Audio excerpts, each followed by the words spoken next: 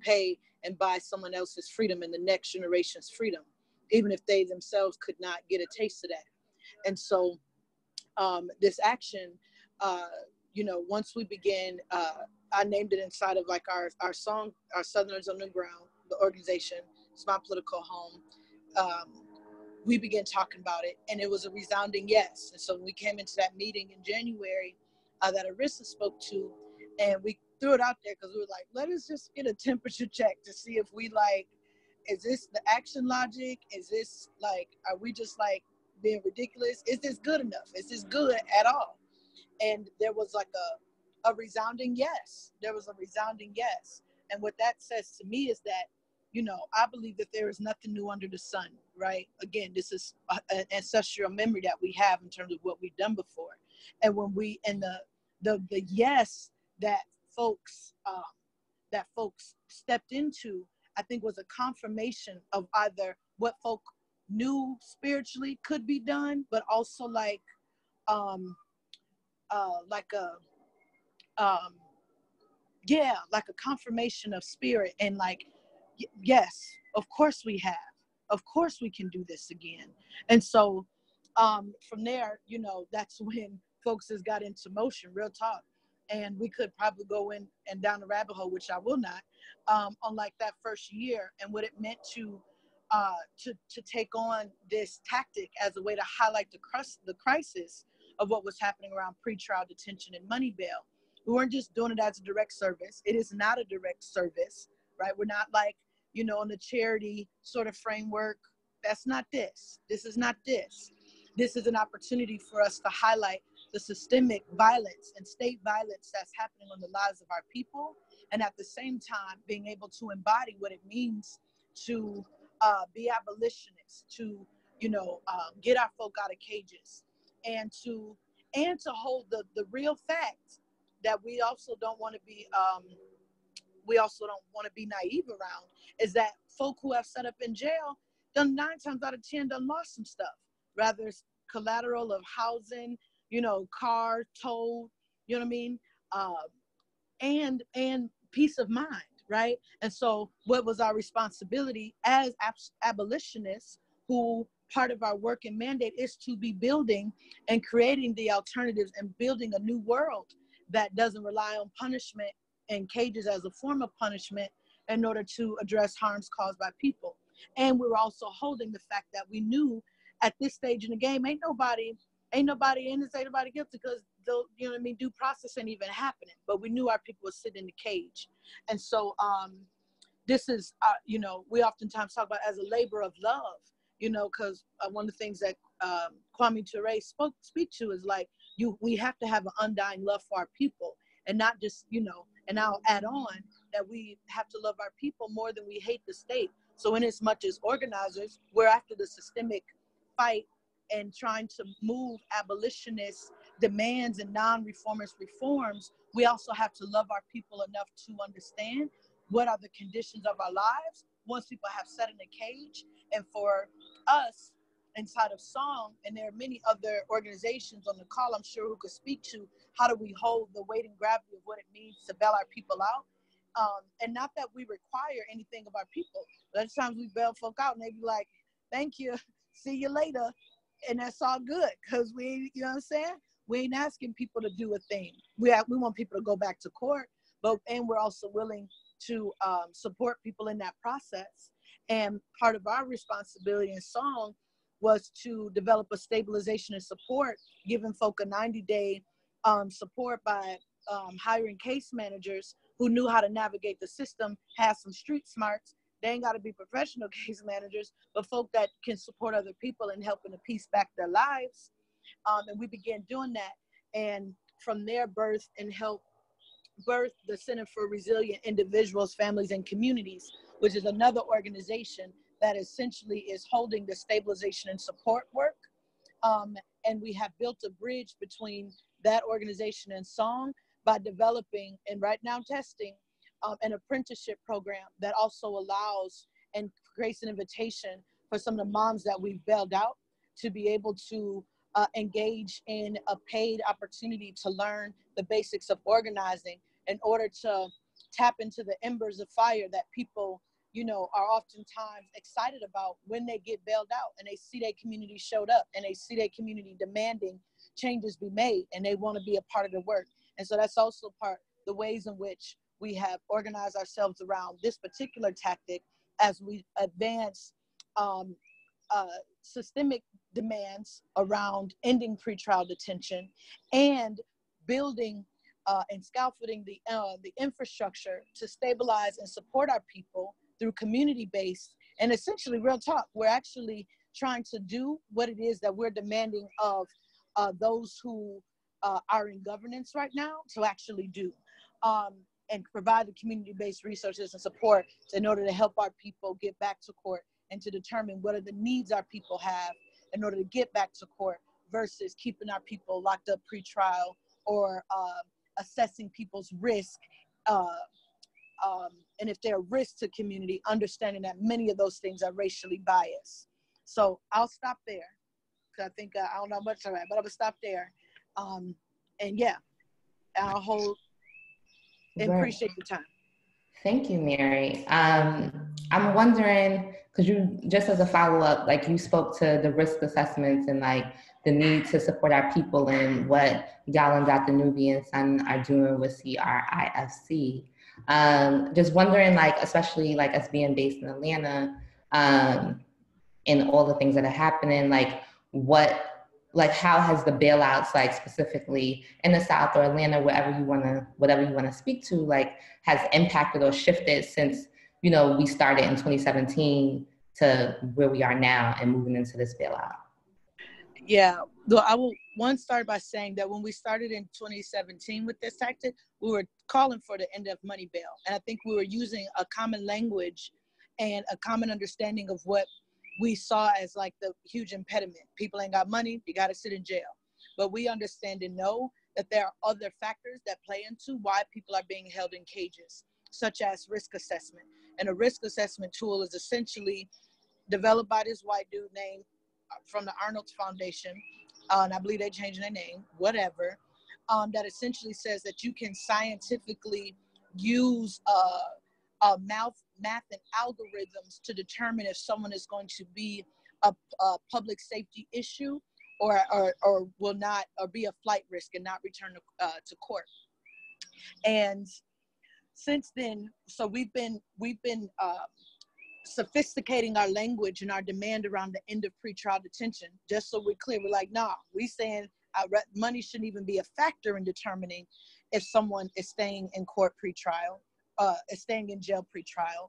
And once we did this tactic in 2017, it literally like just created a buzz and conversation in Atlanta, across in different parts of the South, because we're also moving campaigns in Durham, in Nashville, in Richmond, and there are others who are growing campaigns like in Greensboro and Birmingham. And so it began making a part of the local conversation. We were also late 2017. We're also in an electoral cycle for a new mayor, and so we use that as an opportunity and leverage to bring folk who have been impacted by the issue, moms we have bailed out, to actually demand and call for something else and call for the mayor to like do something, and make her talk about it and press the issue. And what ended up happening is that was the first thing when Keisha Lance Bottoms got in office. She was like, we're gonna end bail in 5 weeks. And just so we can add nuance to this, because Atlanta did did a first step, I would say, in passing bail reform, which, what made significant differences in who's in the jail today versus last year. Year-to-date number says on average is about 700 something people a day sitting in the Atlanta City jail after bail reform passed. And there were like a weed ordinance that was passed, arrest less than an ounce, and some others. But the bail one really took the population down, and from 700, it went down to average 70 a day. And so since then, the Women on the Rise, dope ass organization here in Atlanta that we roll hardcore with, has been calling for the close the jail. And so once that lever got pulled, and the population and numbers shifted, we're able to make a case for the closing of the jail. And so now there's an active campaign that they're heading up that we're a part of that is calling for the close of the jail, and also thinking about how is that going to be repurposed. So part of the visioning of that is to, manifest the Joan Garner Health and Wellness Center. Joan Garner is one of the founders of SONG, but also to say, what do we do with these infrastructures so it doesn't get used by anyone else, to turn into another carceral caging mechanism. And so, yeah, it has shifted it has shifted who's in there, but at the same time, again, they took step one, but what we were also calling for was a divestment of the money saved, a divestment from the jails, courts, police into community-based resources. And so the closure of the jail is one manifestation of that, but I think there's also a deeper demand in terms of actually manifesting a budget line that monies is actually going to where communities and organizations that are doing the social work, the jobs training, what have you, can begin tapping into to build up our own alternatives, our own infrastructure, and scale up those institutions and resources that are helping our people, not keeping them in cages. Word. Thank you, Mary. Thank you. Thank you so much for all the things, but particularly your invitation to us to free our people and to continue to remember that ancestral memory and to take that on. So thank you for that. And thank you for your continued brilliance and leadership and work that you are doing to really fulfill and live out that mandate. So thank you. And Mary, I know you are probably going to have to hop earlier. So if you have time, do want to see if there are one or two questions that anyone wants to ask you specifically, as you may not be on for the questions and thoughts section. Is that cool? Yeah. I'm gonna be on mute, but I'm here. Does anyone have any questions or thoughts that they want to ask Mary Hooks?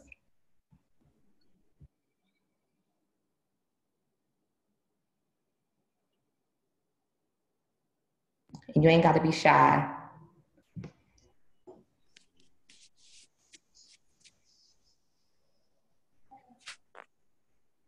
Cool. And if things come later, feel free to share that during the question and thoughts, and we'll definitely be sharing the ways to get in contact with us and our people.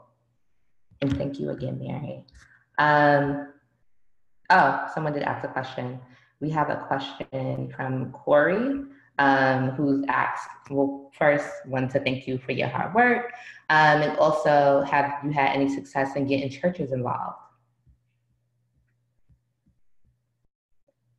And if you are Black churches in particular, and if you are on mute, Mary, you can unmute yourself by pressing *6. Can you say that question again? They want to know if you've had any success in getting Black churches involved. Black judges? Black churches. Black churches. Mm-hmm. Yeah. There's been 2 examples. I remember last year we made a direct ask, and we need to go harder on the churches, but we made an ask, and Ebenezer allowed us to come in and say a few words, and they didn't let us pass the bucket. I thought they could have, but they didn't let us pass the bucket, but they let us table outside and people offered up donations. But Ebenezer has also spearheaded bailouts, like Father's Day bailouts, Juneteenth bailouts, stuff like that too. So they have taken on and adopted the tactic because they have a social justice ministry. And then another comrade, song member, Paige Ingram, who works with the Black UUs, Black people inside of the Universal Unitarianists. I say it wrong. But already, we're just literally, y'all, within the last 3 weeks, have gotten 12 churches to commit to doing a pass the hat pass the bucket situation, and also a teaching around what bail is and politicizing people, because we do want folks to be able to, give money to the issue, but we also want congregations and folks to be politicized around what is happening, because we know it's folk inside of churches who experiencing the same thing, and they paying their tithe and offering up the prayer for their loved one to get out. But the reality is that the systemic piece is going to take a different layer of faith and action. And so in the transformative bail curriculum that also came out of that first meeting in 2017, so that helped build political alignment and political education, is a great tool and resource that's available online. You could Google transformative bail curriculum as a way to also do teachings and politicize congregations around this issue. Word, thanks, Mary. And I'm gonna put the Transformative Bail curriculum link in there. I'm gonna take another question really quickly.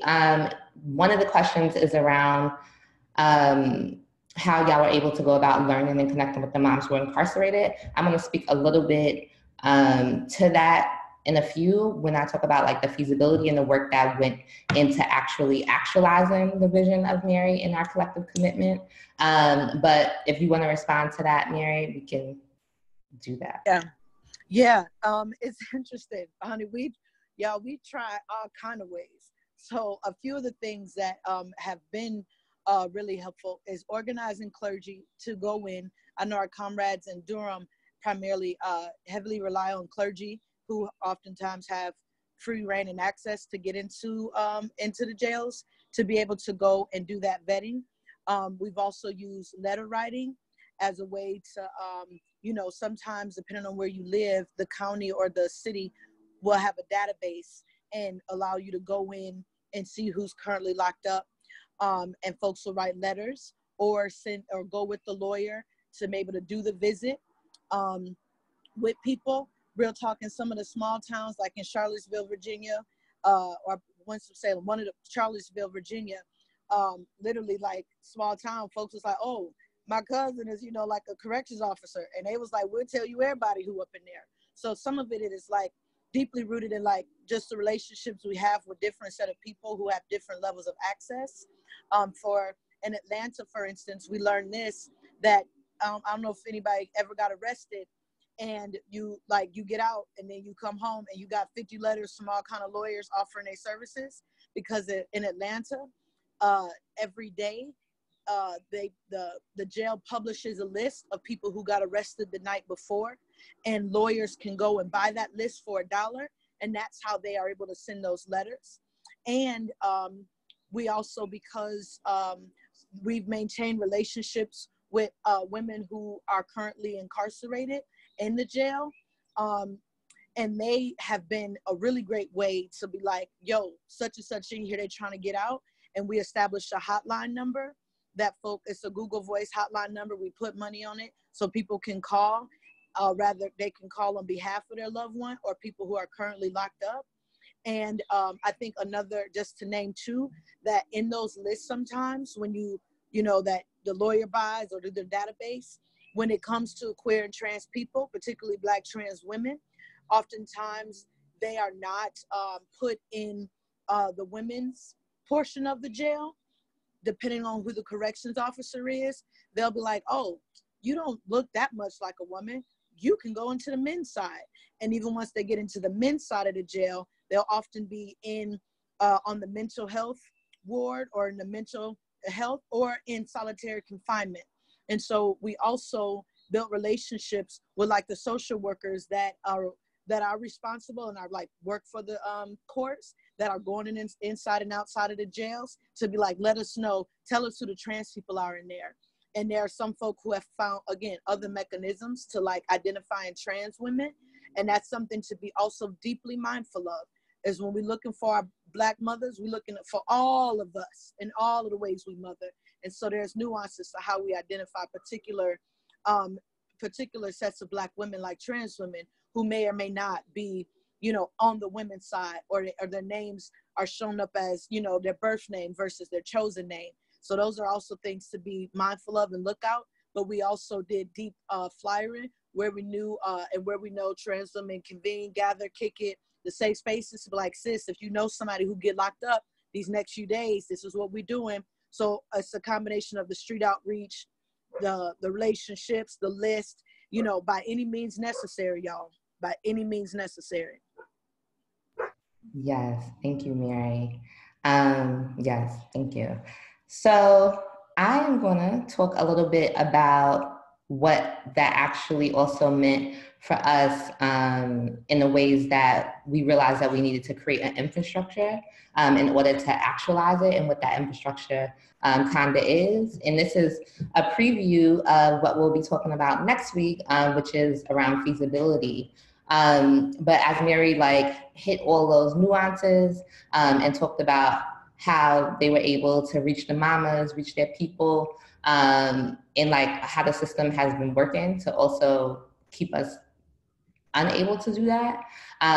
We knew that going into this work. And again, for folks that are just joining, my name is Arissa Hall, and my pronouns are she, her, hers, and I am the project director of National Bailout.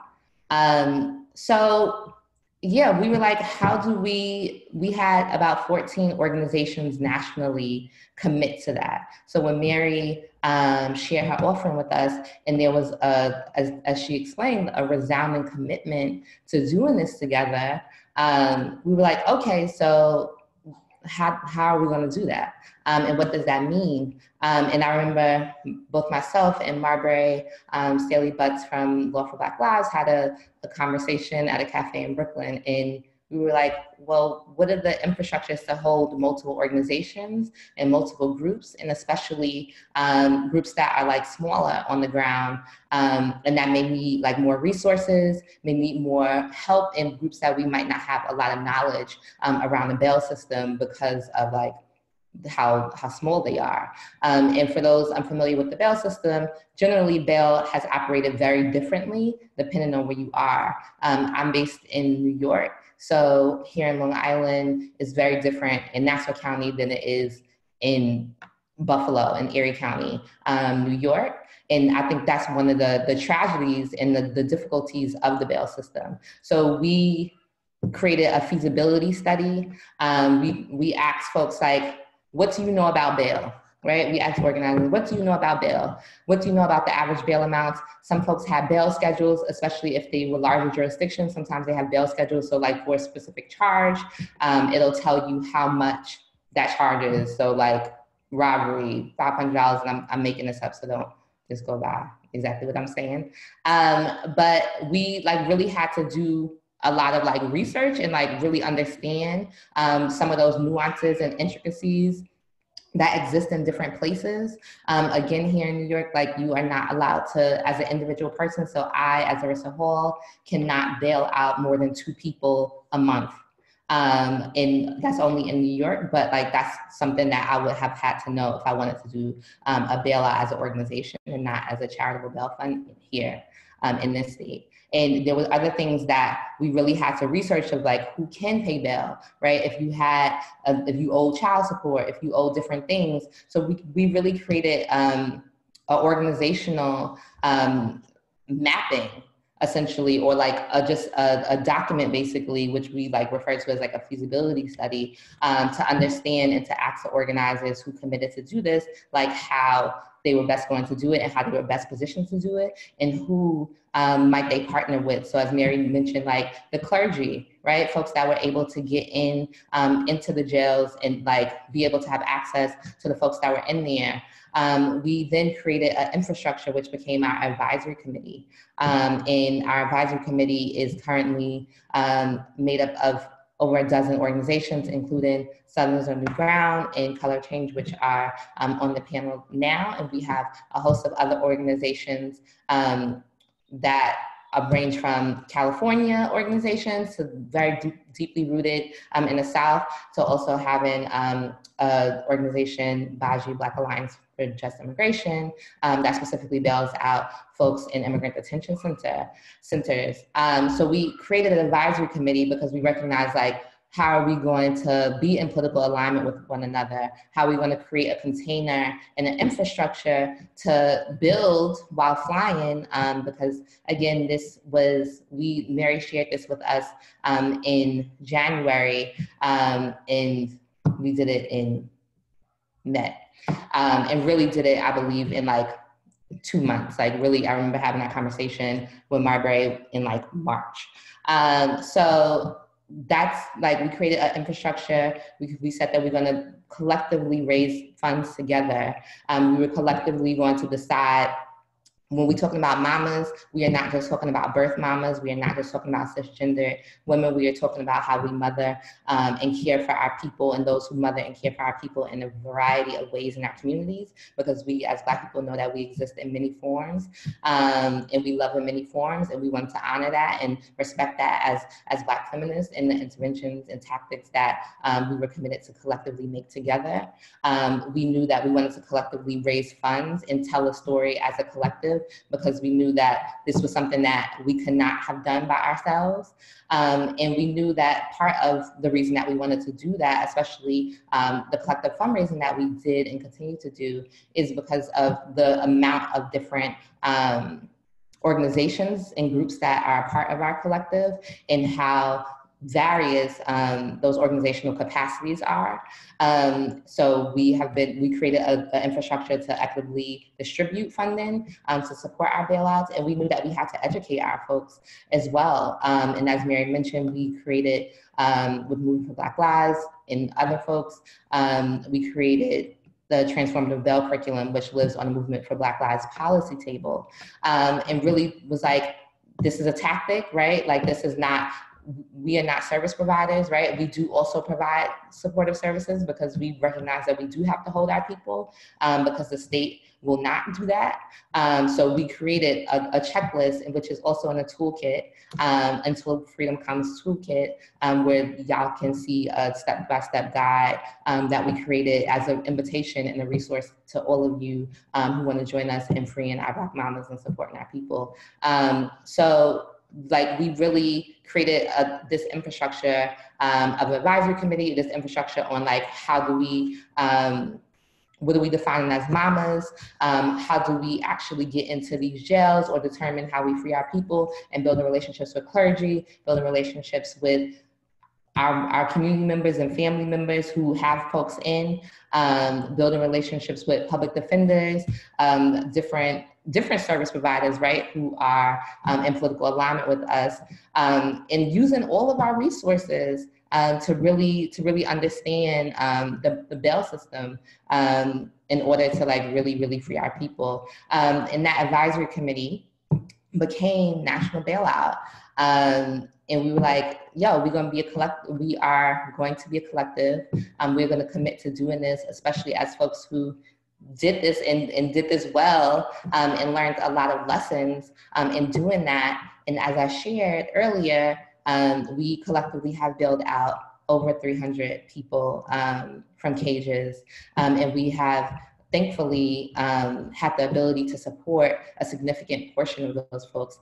And support has ranged from just some transportation, like, yo, I just need a ride back home, to food, to short-term housing, long-term housing support, and also an investment, as Mary said, with the Center for Resilient Individuals, Families, and Community, with Dr. Nubian Sun, and a real investment as Song made, and as we collectively made in case management, of like, how can we actually really honor our practices and honor our values, in investing in our people. And then also recognizing that some folks don't need that, right? Some folks just like, yo, thank you, you paid our bill, and that's it. But others do. And since the state will not, can't, and won't hold our people, like, how do we do that? How do we stay true to our values and not replicate the state? So not surveil and honor the humanity and autonomy of our people by asking them for consent before they get bailed out, and not also making the services that we are able to provide mandatory.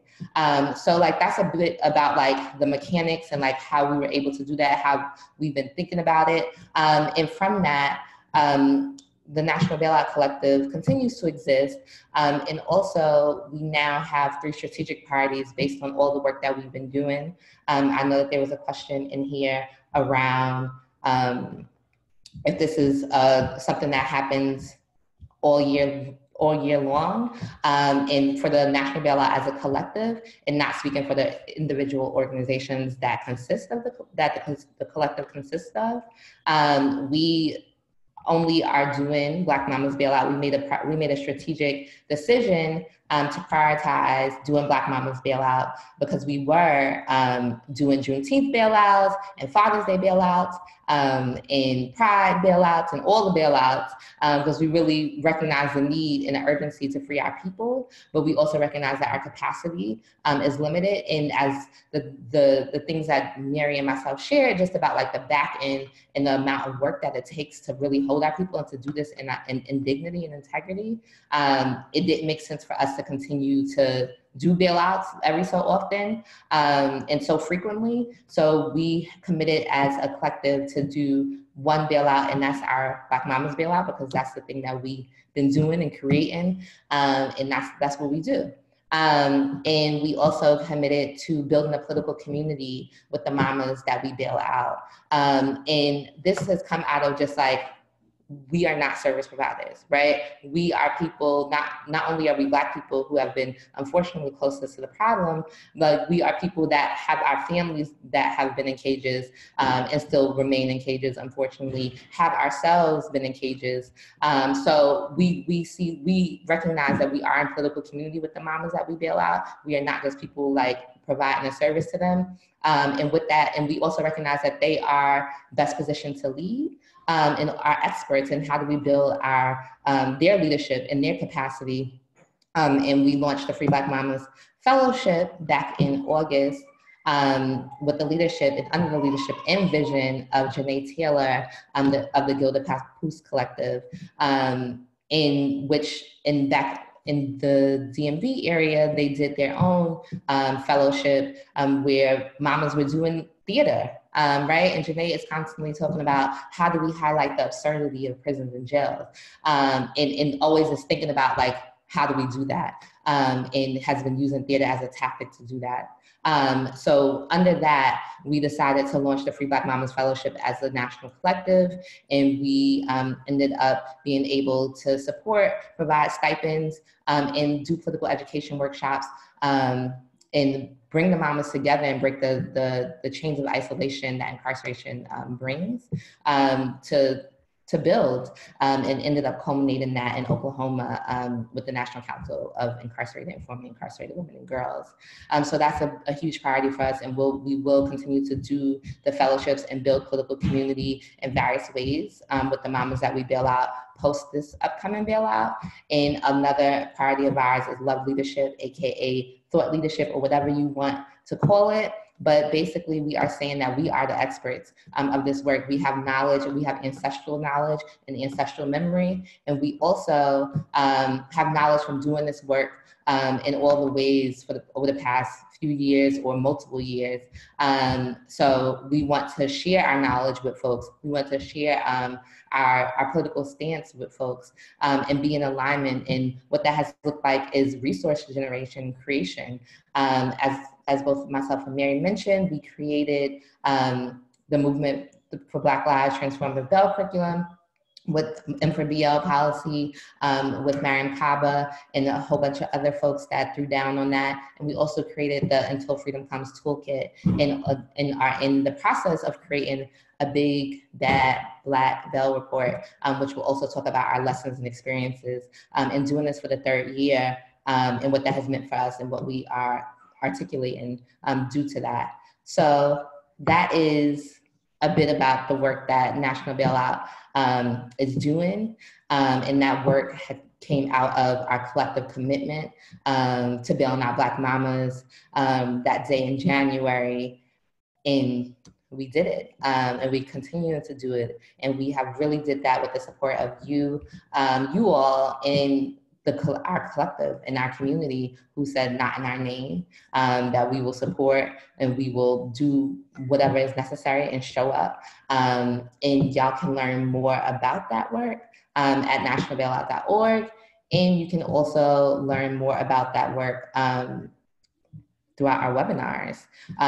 We are continuing to do webinars, which will talk and delve deeper into what I just shared and what Mary just shared. We'll be having webinars on feasibility next week, same place, same time, where we can definitely talk more about what this means.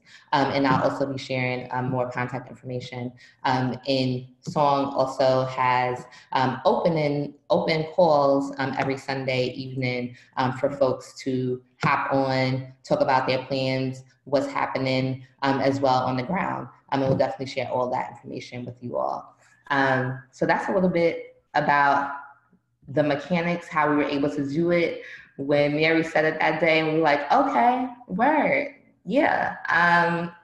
What are the infrastructures that we need to create to make this, to realize this and to actually make this happen? And as I shared, we ended up doing it and continue to do it. And also have been offering technical assistance to folks who are interested in doing this bailout, are interested in doing this work, have also been able to offer legal support to folks through Law for Black Lives, and have been able to offer financial support to different organizations and groups that are not necessarily in our collective, but are in political community in alignment with us and want to free Black mamas as well. And we'll definitely share all that information as well. I am now going to pass it to Scott Roberts from Color of Change, who is going to talk more about what that actually looked like and the impact of that work nationally and what those trends have been and what we saw. All right, thank you. Thanks, Arissa. Again, this is Scott Roberts, Senior Director of Criminal Justice Campaigns at Color of Change. Trying to come off the video, but it says I'm blocked from doing that. Is that right, Arissa? Anyway, I guess y'all would just listen to my voice. But yeah, I'm just excited to talk a little bit about the impact of Mama's Day bailouts over the last 2 years and really even leading up into this year's from a cultural standpoint, I think also from a political standpoint. So I think I've asked to speak to this point because Color of Change, we've tried to play a role of really building the kind of communications and digital infrastructure for this project. It's been one of the most fulfilling, organizing efforts that I've been a part of, and really excited to talk about it again. One of the powerful things for me about the bailouts has always been that how dynamic they are in terms of all the things that they accomplish at the same time. We are literally freeing Black mamas from jails, Black people overall in terms of all the bailouts we've done. We're providing an opportunity for local organizers and advocates to engage on this issue, to make local interventions. And one of the things that's always been a purpose of these things and an intention of Black Mamas Bailout has been to disrupt this narrative about who's locked up in our jails and prisons, what the human cost of that is, who are the real experts with solutions, what do we need to be doing instead. All of these interventions are so necessary because with an issue like money bail and pretrial detention, it can be hard to create a moment of mass reflection. Our so-called justice system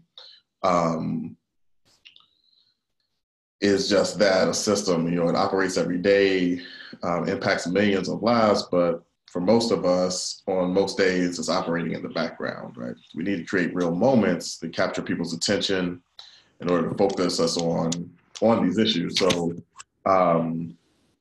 usually, the rare instances where we've been able to focus people on pretrial detention, on money bail, are just usually, unfortunately, associated with tragedies, right?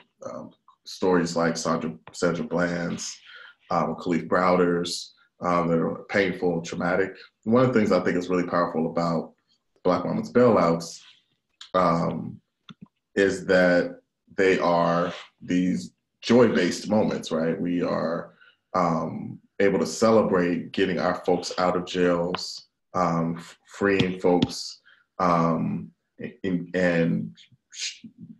giving folks the love and support that they need, and just reframing what it means to respond to people who may be in crisis, maybe dealing with personal challenges, may even have done harm in our communities. And I think it's just, for those of you who are thinking about joining us and freeing Black Mamas on Mother's Day, are really helping create that moment, right? The bigger this becomes, the larger the scale of it, the more attention we can bring to the story that we're trying to tell about what's happening to our folks in our communities, who's in our jails again, and what does justice really look like? And so every single one of these bailouts, we need to just bail out one person. It just increases the scale and reach of the story.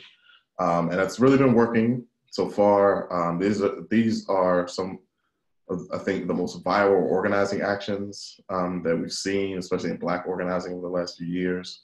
The reach of these actions have been in the millions and millions of people. The videos that we've been able to create, the social media conversation that it generates, the media coverage, media appearances have reached people in the probably tens or hundreds of millions based on the tracking that we've done.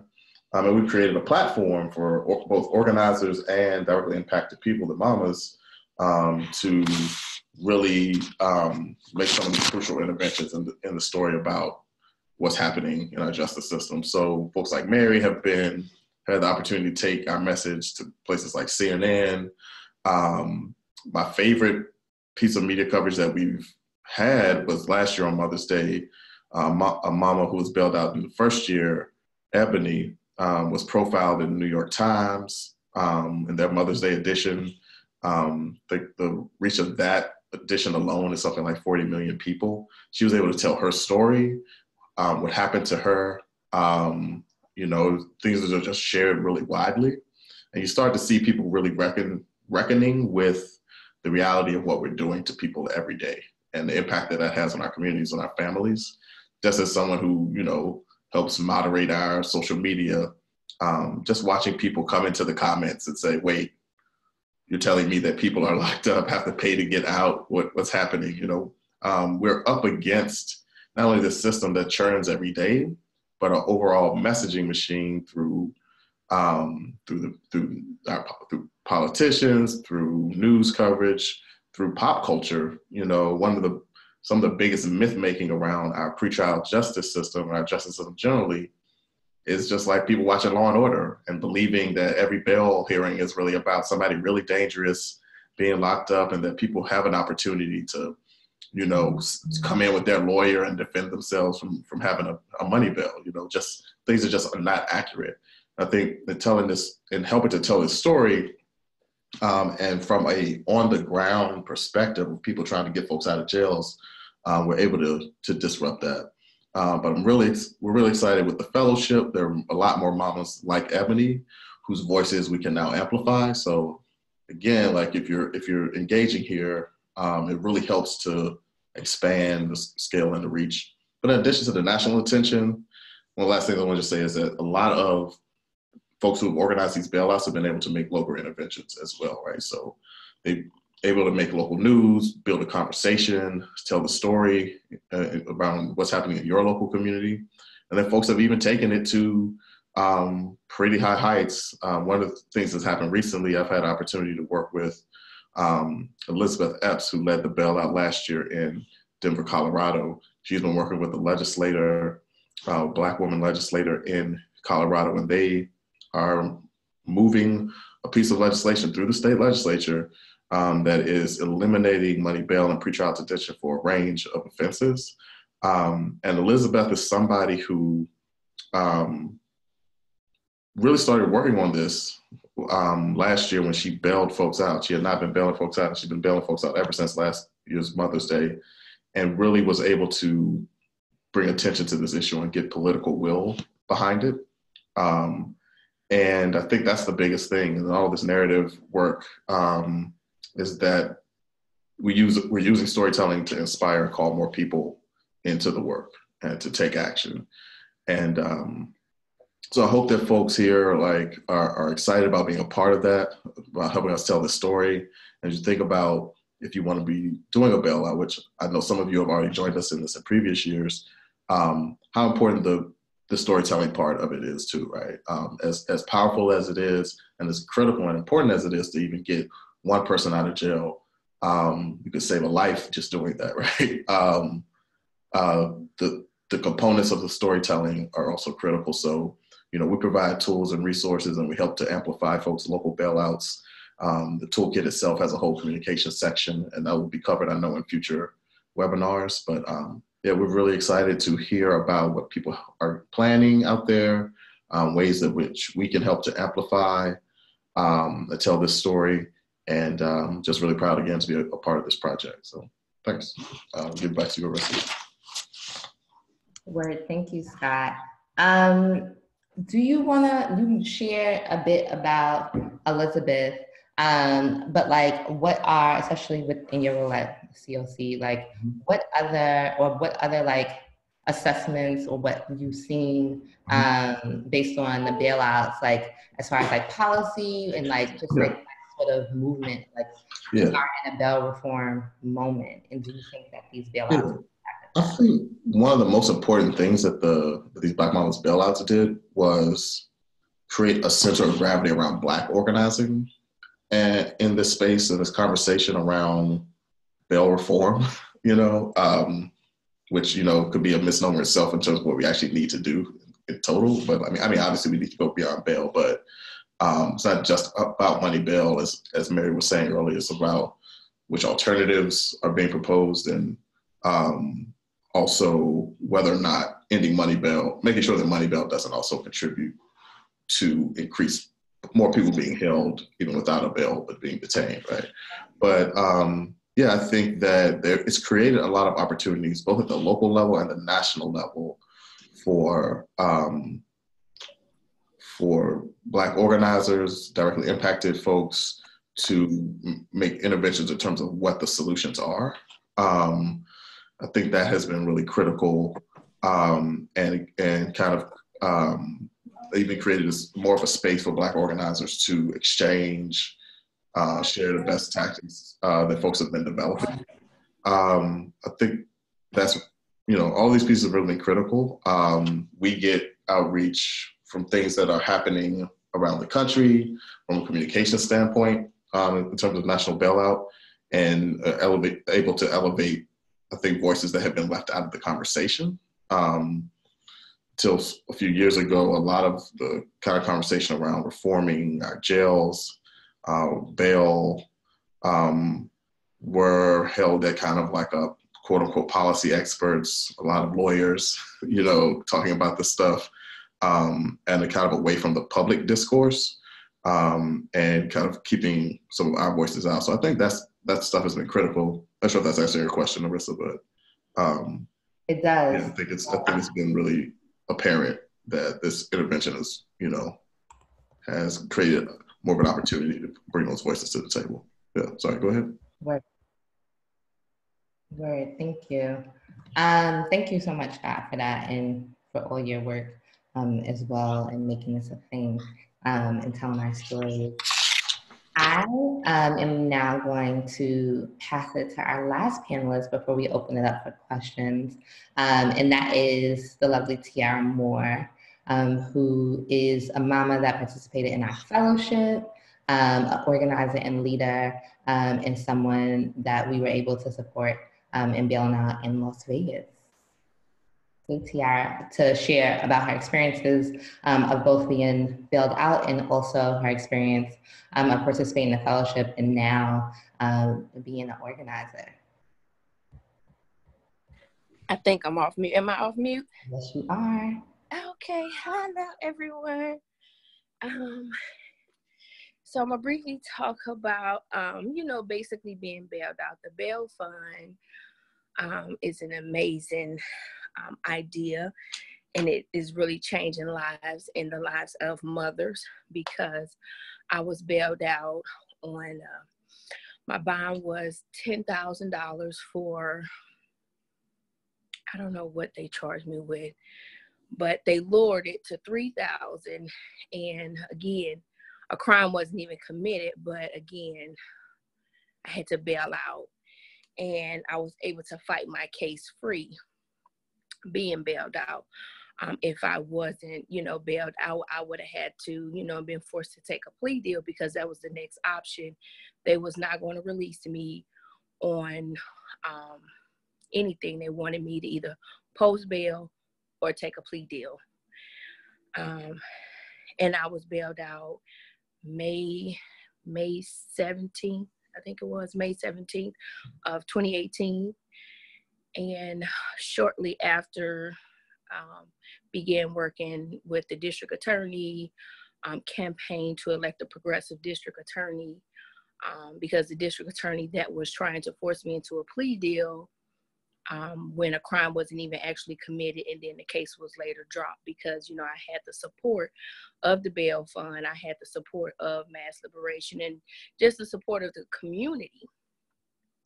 I'm now a organizer working with Mothers in Charge, an organization that works with victims of homicide.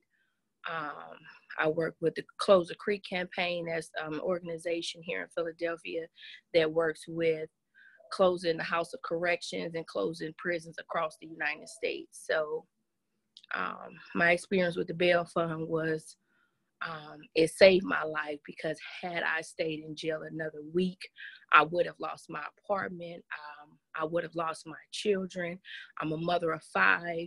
My 3 oldest daughters would have went to foster care if I would have continued to stay in jail, and I couldn't afford bail because my mother, she wasn't able to keep my children. So I would have lost my kids and been fighting with the child care, the DCFS system. I would have lost my apartment. I would have lost all my furniture, pretty much everything I would have lost. Just on the technicality, they ran my name and seen that I was convicted of a previous crime. And they just assumed, well, since she already have it on her record, she did this crime too. And that was not the case. And the case was, dismissed, and they apologized. But, just if I wasn't bailed out, what my life would have been like, just on a technicality, just on the fact that you assume that I had done this crime based on you running my name.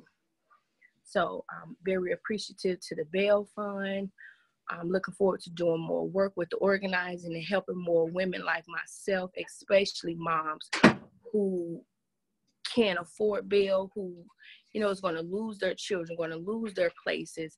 So again, educating our women and, just getting out, helping people like myself, because I know exactly what it feels like to be sitting behind bars, thinking and knowing that it's the 17th of the month and rent is due in 2 weeks. And if I continue to sit in here, I'm going to lose everything. So again, being a voice and out here helping in any way, form, or fashion. I volunteer with so many organizations. I was just at a conference in New York, working and helping with organizing a cohort here in Philadelphia. So just getting out here and doing the best I can to give back, because somebody felt the need to help me in that capacity. Thank you, Tiara. Thank you for sharing your story and all the work that you continue to do, and your leadership in this. And speaking of leadership, I'd love if you want to briefly share your experience of being part of our first Free Black Mamas Fellowship last summer. The conference? Yeah. So yes, the conference was really amazing. It was like a family reunion for mothers. We had so much fun. It was very informational. I walked away with over 200 and some resources, throughout the United States, of organizations that's doing amazing work for women and for mothers.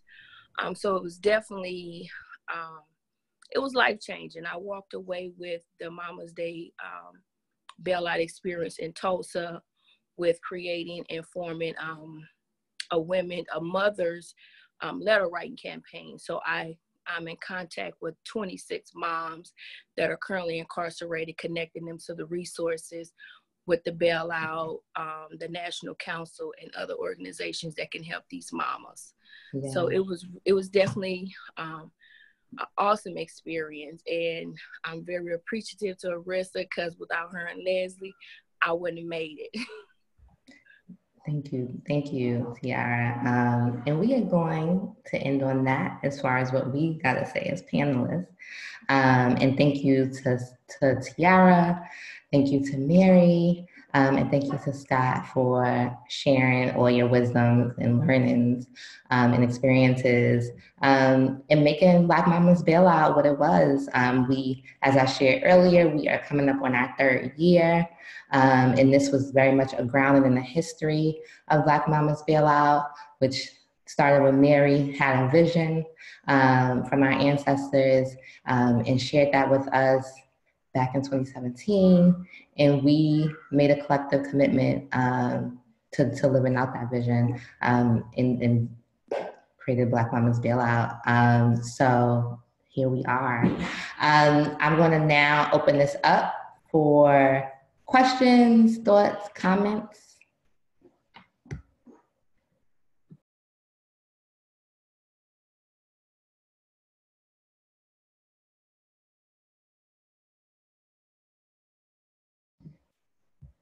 And folks, feel free to speak or put, yeah. So someone asked if they'll be able to watch later. And yes, we will be sending along notes and also the video later on.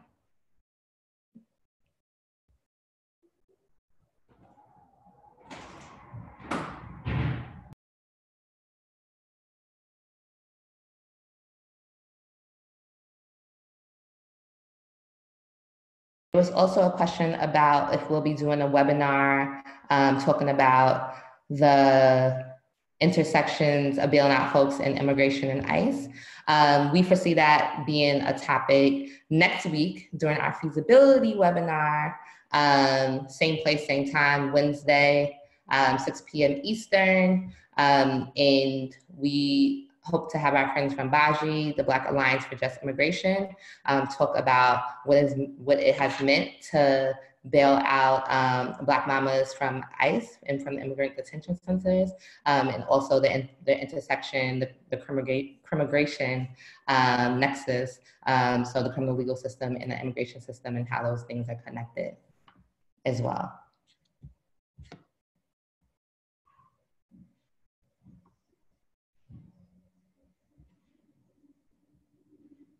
Cool. There's an ask about an organization in Oregon with a similar mission. I'm not familiar, but could definitely do like some research and could get back to folks. And I'm going to put my email in here. But wanted to see if Mary or Scott, Tiara, if y'all know of any organizations in Oregon doing similar work that folks can get involved in.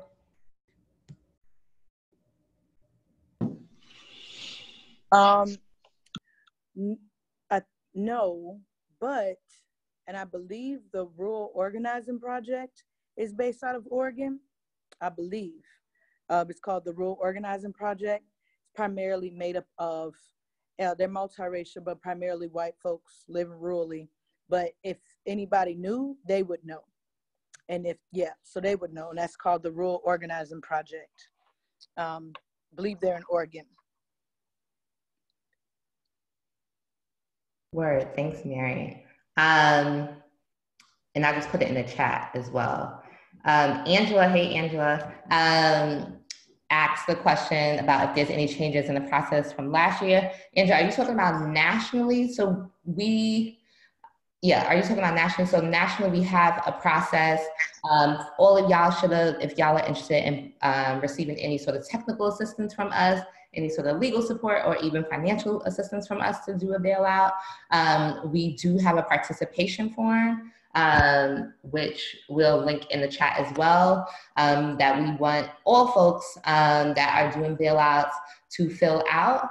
And we will be in touch based on what you need and how we could best support.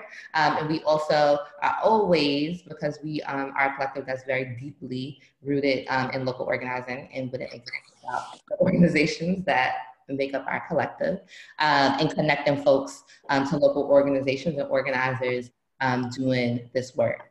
I'm going to, either myself or Delane, our wonderful operations person, will link the participation form, and it'll also go out in the notes.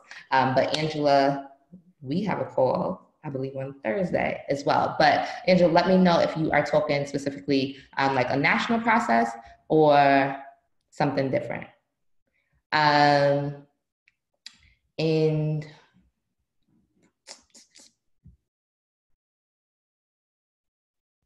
oh, lessons learned.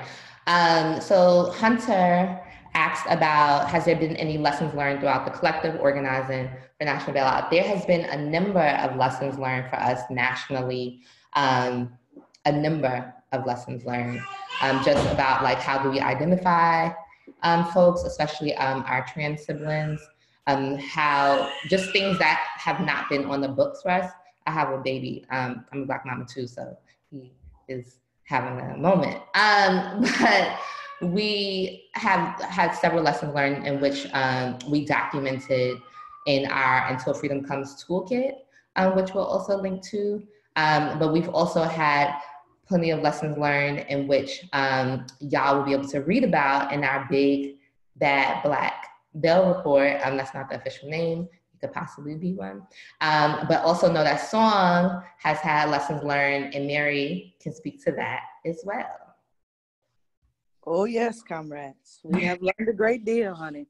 But I think some of the things that have been super, super helpful was one, like, I think it's about like understanding, like taking our theory into practice. I don't think, you know, I feel like this is, out of all the history of Song's work, I feel like this has really given us a different leveling up around like how do we embody abolitionist politic theory, practice, are we, and you know what I mean, doing that. And so, and I think a lot of that has to do with like how we are making decisions about who we bail out and like having to like holding the weight of those decisions. And ultimately for us, it usually is like, how much money we got? Can we afford it? And it was also because it's this is a political act and a tactic inside of a broader strategy. We also begin to beg the question around like, who we bail out, how important is it if they can make the journey, right? If our theory says, if we bail our people out, give our people the community-based support they need to get back to court, rather that's like, yo, I'm gonna remind you of your court date, I'm gonna help you get stabilized, woo, woo, woo, that our folks will go to court and then be able to walk out that process. And so who can make the journey? And being able to get folks commitment, but also like, what is the real concrete conditions as to whether or not our folks can step to that. And so that's something that we've grappled with, and there is no perfect solution or answer, but I think that we have, you know, hold the complexity one in each hand, and also understand that, we hold the line when people ask us, so who y'all bail out? Y'all bail out people who did X, Y, Z? Like, we concerned, like, we ain't judges. And just to be clear, we know that even if we were the judges in this current context and the judges that are appointed, that justice isn't found. And that it's oftentimes about money, but it's also about, can we afford to get people out? And like, do people have the support around them that can help, get them back to court if that support is necessary? I think another lesson too is like all the different nuances of the bail system. And y'all learn more about that as we continue to talk about the Black codes of bail. But like when we did a bailout in Little Rock, Arkansas, we were like, what? You got to put up collateral on any, like, their bails can be small. Like, you can have a bail for $100, but if you put up $100, you can't just bring cash. You got to also have some level of collateral. Rather, that's like your best pair of sneakers or, your watch, but you always have to have collateral. So we've like been able to learn like what are the places where we could really have a different level of impact. Fulton County, where I'm at, and where Atlanta's in, we learned the hard way around that the county jail essentially is functioning like a prison, based on the size, how long people are sitting there, all the things. And because the courts is so backed up, what it takes to get the money back, because part of the logic is if we put this money down, people go to court, they get it solved, you get bail back. That's the way bail works, you get it back. And so in some places we know that the bail can revolve back sooner and faster versus other places. So that's also a strategic, thing that we're grappling with now, because Fulton County got a lot of our cash, and that's also organizing work that has to happen after. They don't just return it to you. You got to actually go through another whole process to get money back. And so, but we know in smaller rural communities, places where the system is a little bit more efficient, folks is getting money back, within 2-3 weeks. But we have people, who we bailed out in 2017 in Fulton that still ain't have a court date, right? So we're also just learning like the different nuances of the system. And I think what we also learned too is that that there's just an opportunity and ways to like get inside more. Whether we was able to bail people out or not, we knew that because people were there pre-trial, that they could also register to vote. And so because that we kept coming up there doing bailouts, and we do one-off bailouts all the time in Atlanta specifically, that we were also able to get and do voter registration inside of Fulton County Rice Street Jail. And if y'all know anything about Rice Street, it's no joke, but they let us come up in there, and we was able to do that work. And so now we're trying to think about, and many of us are getting our minister's license. Some of us are shady. We just going online and paying $40 and getting the minister's license to see if that's also an entry point into being able to either going to do visits or doing more like group sessions with folks and engaging the participatory defense strategy and model that debug out of Silicon Valley has taught many people across the country about how families, communities, those who are looking at time can do the work that many public defenders don't have capacity or resources to do, to help advocate and helpfully help people get their cases dismissed or help people get their time decreased. So yeah, those are some of the things. And we see that the bailout, it literally just creates such an opportunity to move into any direction around the campaign. Like you see so many problems. I'm like, pick a fight. You bail out one person, you pick a fight. You pick a fight on what they make you wear when you come to court. Pick a fight on how long it takes to get the money back. Pick a fight on, there's many things to fight around. And I think that's the blessing and the beauty of this action and this tactic is that it opens up many doors to see how we can continue to, take down this beast of the prison industrial complex. Yes, thank you for all of that knowledge. And I just, so folks know, I shared a resource in the chat of the writing that we wrote up after the first bailout and some reflections that we had that also were a combination of lessons, but also like a pulse of what we were also seeing. And in terms of movement forces, allies, how they should be situated, etc. Because, a lot of white folks is like, yes, we're a multiracial organization. Our white people are like, yes, we down. And folks have very particular roles that they could also play inside of this action. But it has to be led by Black people. Again, it's an ancestral call. It's an ancestral call to action because Black people need to see other Black people getting each other out of cages. And that's why part of the grassroots fundraising is so important, that we not just go, we felt it was deeply imperative to be on the street asking everyday Black people to cough up money out their ashtrays. With this homeless woman was, give me 10 minutes. I'm gonna dig out this dollar. I know I got $1. I want to give to this. Because that also has to, it wakes up a political and spiritual will of our people to get each other free. So just want to name that too. Word, thank you, Mary. Yes, we also, Mary shared the song Labor of Love and the lessons that they learned.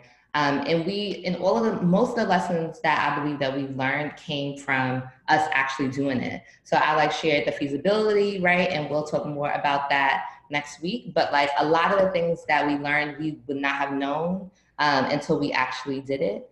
And that was very much like, for example, in Houston, we paid some folks bail, and because we paid their bail, they were no longer considered to be indigent, right? Like they were like, oh, y'all have money because y'all got y'all bail paid. And then what we had to end up doing was paying for their lawyers because we can't leave our people out here messed up, right? But thankfully we had the opportunity, like we had the resources to actually do that.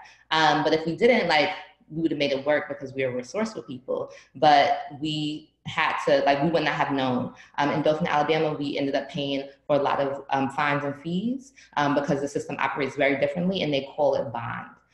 So these are like just like some, just especially in the South, some things that we like really learned, and knowing that like you could do all the front end research that you can and you should, but there's some things that's going to come after you learn. And I think the capacity question, the capacity lesson that we learned as a collective as well came after like bailing out over 300 people of saying like, oh, some of us don't have the capacity to do that follow-up. Some of these jurisdictions that we do in bailouts in, we don't have the capacity to like do all the holding or doing this, or like we shouldn't be the ones to do all of that. Like we need to be connecting with local partners and people that's already doing this work. And so we've learned so many lessons and continue to learn so many lessons. And we'll continue to do that and really encourage folks to check out that link that Mary posted, to check out our Until Freedom Comes toolkit, and to check out our bail report that's going to be coming, that we'll be talking about Black Codes of Bail that we're going to preview. But there's been so many lessons and so many strides and movements around those lessons. I'm going to take about 2 more questions. One of the other questions, Cynthia Friedman asked about, well, one just shared that like that they didn't know about like bail limits and like limits on how many times, and want to just be clear that that's very specific to New York State, of like you're not able to pay as an individual because it's a charitable bail act in New York State, that you are not able as an individual pay more than 2 bails, which is why there are bail funds that exist in New York. And there is actually a bail fund that also exists in Oregon, in like doing the work every day to pay folks bail, and want to like also name that like we as a collective do not consider ourselves as a bail fund, and like have political orientation and organizing strategy that is also like outside of paying folks bail every day, and also our rallying cry to end money bail, pretrial detention, and ultimately the system. So just want to also name that we are all not have the same political orientation either. So Cynthia basically is just saying if there's any recommendations to learn more. And I think like depending on where you are, like start with your local county jail website. They have a lot of information. Talk to public defenders. Talk to folks who are engaging with the system in like various different ways. But like your local county jail, hopefully, or maybe not hopefully, folks have a wealth of information of like bail schedules, what I mentioned earlier about like, oh, if you robbery or shoplift, like this is how much, like that usually tells, hi Porter, that usually tells folks like how much like bail is. They usually have some types of restrictions like, oh, you can't post bail if you owe child support. Like they'll usually tell you, and sometimes they won't tell you, but like really utilizing the folks that are doing this work, that's organizing around jails every day, utilizing public defenders if they have the capacity to talk.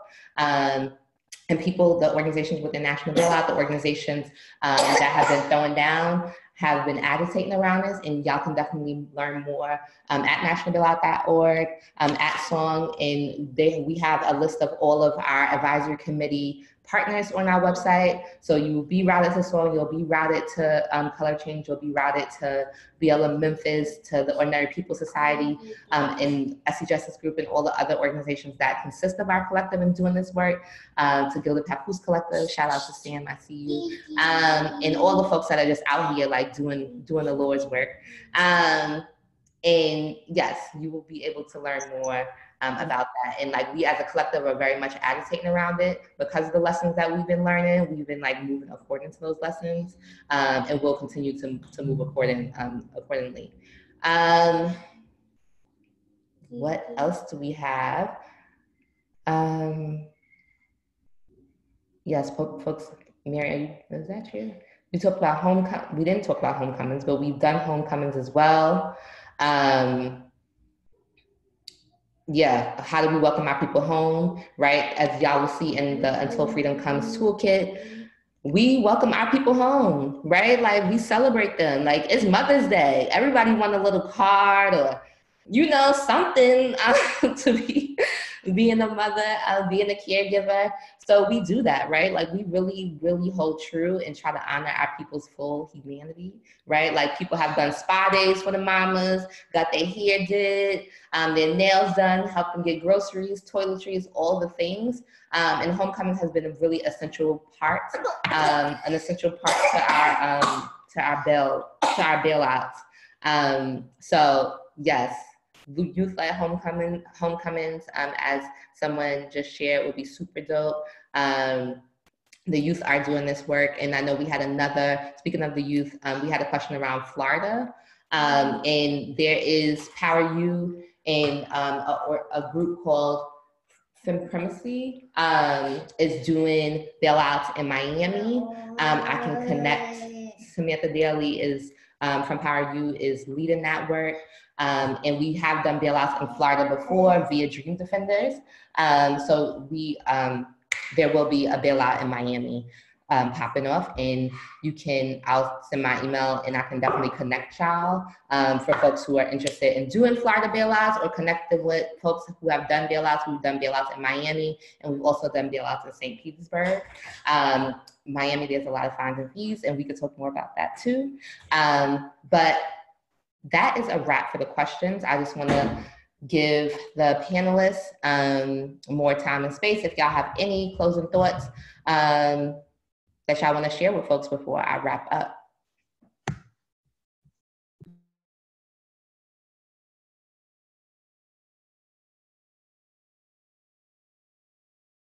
Nope. Well, I was just going to say thank you, Arissa, for pulling this webinar together.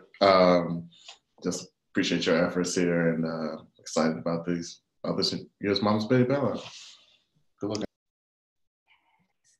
Thank y'all. Yes. Third year, 3 is the magic number. De La Soul, we doing it again. We doing it again, y'all. It's gonna be big. It's gonna be Black. We getting our people free. Please join us. Please fill out that participation form. If you are planning your own bailout, hit us up. My email is just Arissa, ARISSA @nationalbailout.org. Feel free to hit me up. And please fill out the participation form, and please tell your people and join our next webinar, which will be next Wednesday on feasibility. And then we'll be having webinars specifically around communications and messaging. We will also be having webinars on just advocacy, like organizing, the work that people are doing around that. Mary mentioned participatory defense. We also gonna have some folks from Life After Release talking about court watching, and Life After Release also has their own court watching webinars that's popping off specifically in the DMV, which will share those resources. And we will have a recap as well in a supportive services webinar because it's super important for us to support our people. You will get those emails, responds if you like, and we will see you next week, same time, same place. Thank y'all so much. Good night, Black people and others who are on the call. Good night. Hi, Mary. It's so good to see you, Tiara. Them eyebrows be so perfect. Honey, it's good to see you. First. Look, if I don't do nothing else as a Black mom, I got to get my eyebrows done. Me, I'm like, I got to keep my sides, you know what I mean, with my love.